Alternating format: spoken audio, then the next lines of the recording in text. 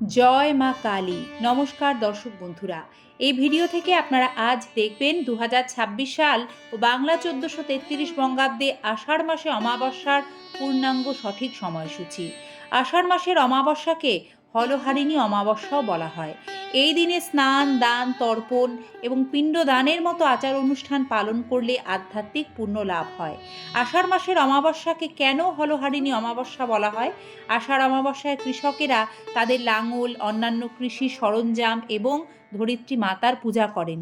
ঈশ্বরের কাছে প্রচুর ফসলের জন্য প্রার্থনা করেন। আষাঢ় মাসে বর্ষাকাল শুরু হয়। এ সময় কৃষকেরা তাদের জমিতে লাঙল দেওয়া শুরু করেন। এই কারণে আষাঢ় অমাবস্যা হলহারিণী অমাবস্যা নামেও পরিচিত। 2026 সালে আষাঢ় মাসের অমাবস্যা ইংরাজি 14 জুলাই, বাংলার 29শে আষাঢ় মঙ্গলবার পালিত হবে। অমাবস্যা তিথি শুরু হবে 13 জুলাই 2026 সন্ধ্যা 6:49 এবং তিথি 14 জুলাই মঙ্গলবার বিকেল 3:12 সমাপ্ত হবে। সুতরাং উদয়াতিথির সময় অনুসারে অর্থাৎ সূর্যোদয়ের সময় ধরে 2026 সালে আষাঢ় অমাবস্যার উপবাস, স্নান, দান, তর্পণ, শ্রাদ্ধের মতো অনুষ্ঠানগুলি ইংরাজি 14 জুলাই, বাংলার 29শে আষাঢ় মঙ্গলবার পালিত হবে। কিন্তু আষাঢ় অমাবস্যার নিশি পালন করতে হবে এবছর ইংরাজি 13 জুলাই, বাংলার 28শে আষাঢ় সোমবার রাতে। এর কারণ 14 জুলাই আষাঢ় অমাবস্যা তিথি বিকেল 3:12 পর্যন্তই থাকবে, নিশি পাবে না। সে কারণেই অমাবস্যার নিশি 13 জুলাই রাতেই পালিত হবে। 2026 সালে আষাঢ় অমাবস্যায় ব্রহ্ম মুহূর্ত ও শুভ সময় দেখে নিন এক ঝলকে। আষাঢ় অমাবস্যা 2026-এ ব্রহ্ম মুহূর্ত 14 জুলাই ভোর 4:11 থেকে 4:52 পর্যন্ত থাকবে। ওই দিন অভিজিৎ মুহূর্ত থাকবে সকাল 11:59 থেকে দুপুর 12:55 পর্যন্ত এবং সবচেয়ে শুভ সময় অর্থাৎ অমৃত যোগের সময় থাকবে ওই দিন দুপুর 12:27 থেকে দুপুর 2:10 পর্যন্ত। আষাঢ় অমাবস্যা 2026-এ গঙ্গা স্নানের সবচেয়ে শুভ সময় কখন থাকবে? দর্শক শ্রোতা, শাস্ত্র মতে যে কোনো উপবাস বা উৎসবের জন্য ব্রহ্ম মুহূর্ত হলো গঙ্গা স্নানের সর্বোত্তম সময়। ব্রহ্ম মুহূর্ত হলো ভোরের আগে। যদি আপনি এবছর আষাঢ় অমাবস্যায় ব্রহ্ম মুহূর্তে গঙ্গা স্নান করতে পারেন তাহলে সবচেয়ে ভালো।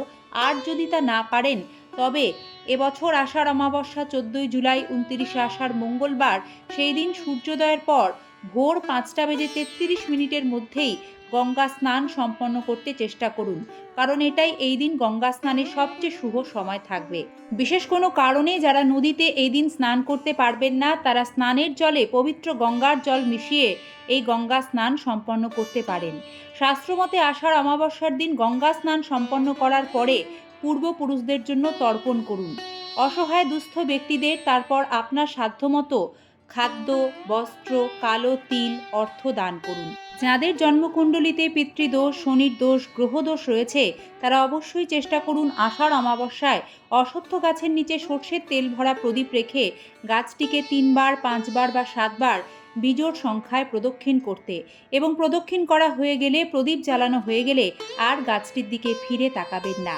এই বিশেষ দিনে মঙ্গলের দোষ শান্ত করতে ভগবান হনুমানজির পুজো করুন, হনুমান চালিসা পাঠ করুন, হনুমানজির সামনে একটি চামেলির তেলের প্রদীপ জ্বালান।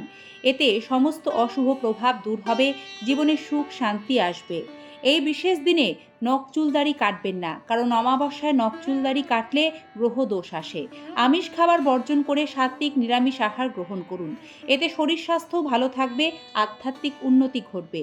অমাবস্যায় তুলসী পাতা তুলবেন না। আষাঢ় অমাবস্যার সন্ধ্যায় বাড়ির সদর দরজায় 2টি তিলের তেলের প্রদীপ জ্বালিয়ে দেবেন। এতে বাড়ির বাস্তু দোষ দূর হবে এবং তুলসী তলায় একটি ঘিয়ের প্রদীপ সম্ভব হলে জ্বালাবেন। ঈশ্বরের আশীর্বাদে সকলের মঙ্গল হোক, এই প্রার্থনা জানিয়ে আজকের পর্ব এখানে শেষ করছি। সকলে ভালো থাকবেন, সুস্থ থাকবেন এবং নিয়মিত এই ধরনের সনাতনী বার্তা দেখতে আমাদের সাথে থাকার বিনম্র অনুরোধ জানিয়ে পর্বটি এখানেই শেষ করছি। ধন্যবাদ, নমস্কার।